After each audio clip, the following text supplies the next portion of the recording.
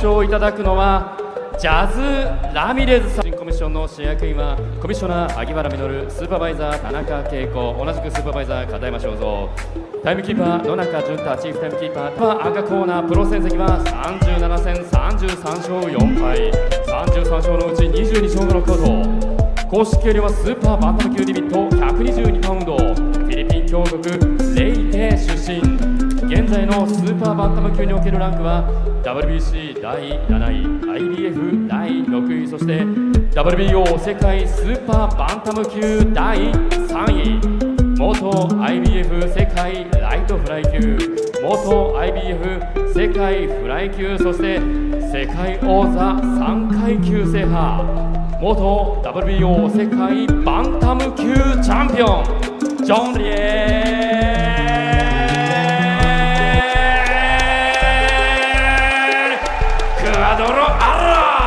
スーパースターカシメロにやってきました。元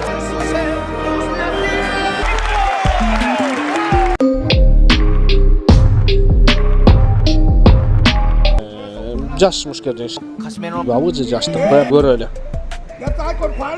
ele o GT キャラが最初のもうすぐ出てましたよね。いきなりوقتの来るんでね。35-40 minut dönüntü Samat Abdurrahmanov 注力高いですね今日は。はい、潜在こうポンポンといってもいいですよ。Jonriel Casimero vs. Luis Neri, dalawang knockout artist, parehas maangas, bansang Mexico vs. bansang Pilipinas, ang laban na puno ng action, power at angas. Sino ba sa kanila ang mas malakas at mas magaling, sa 124 pounds? Ang laban na ito ay para sa catchweight na WBA Gold Junior Featherweight title. Ngunit ayon sa boxing analyst na si Attorney Aid Tolentino, isang walang kwentang title belt yan, dahil ang tunay talagang champion ng WBA Junior Featherweight title ay si current undisputed N4 World Division Champion Naoya the Monster Inoue. In fact, hawak ni the Monster Naoya Inoue ang lahat ng titulo sa Junior Featherweight o 122 pounds division.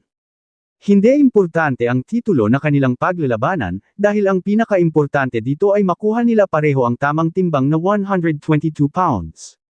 Si Casimero at Neri ay may weight issues. Dahil si Jonriel Casimero ay hirap niyang makuha ang tamang timbang.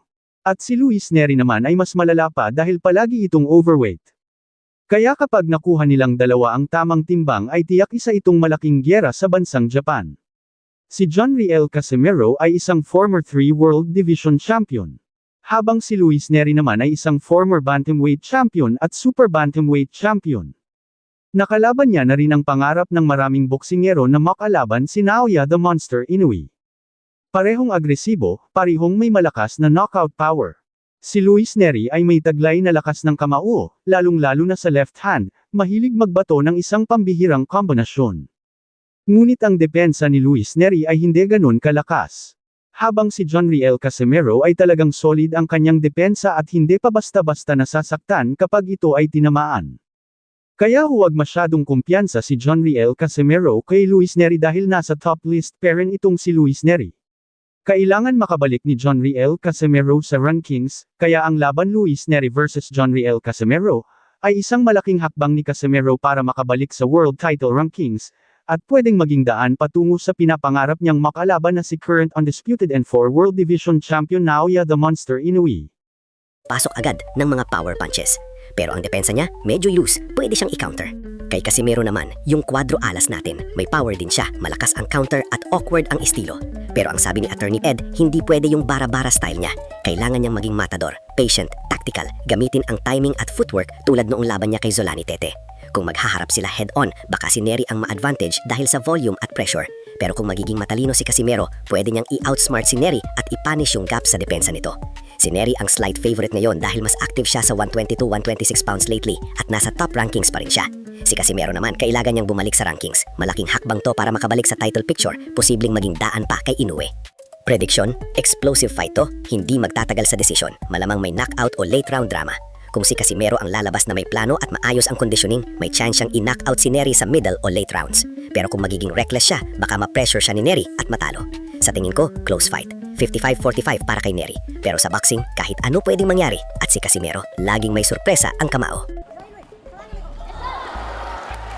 Жана бүгүнкү беттештеги алгачкы тагыраагы бул беттештеги алгачкы нокдаун ортодогу калыс эсептеп баштады. Бар жайында жай гана тайланддык бошке ордунан турду.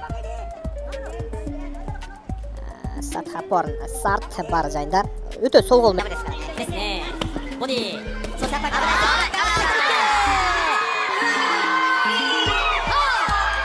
リクラリカ、初のダウンを奪いました。ちょっと過ぎてる。出してますね。これか。危なかったかもしれないですね。カシミヤがリズコストムを飲み込みました。5ラウンド最後は左から畳んで、まあ溝越もよく戦いはしましたけれども、ジョン・リエル、カシメロ、溝越ともを破っています。改めて武藤さん、最後の迫力いかがでした？すごかったですね。でも溝越選手も鼻血が出てもスリップしても、集中力ずっと続いていた印象があったので、すごい両選手とも気持ちが強いなってすごい思いました。もう正面から逃げませんでしたもんね。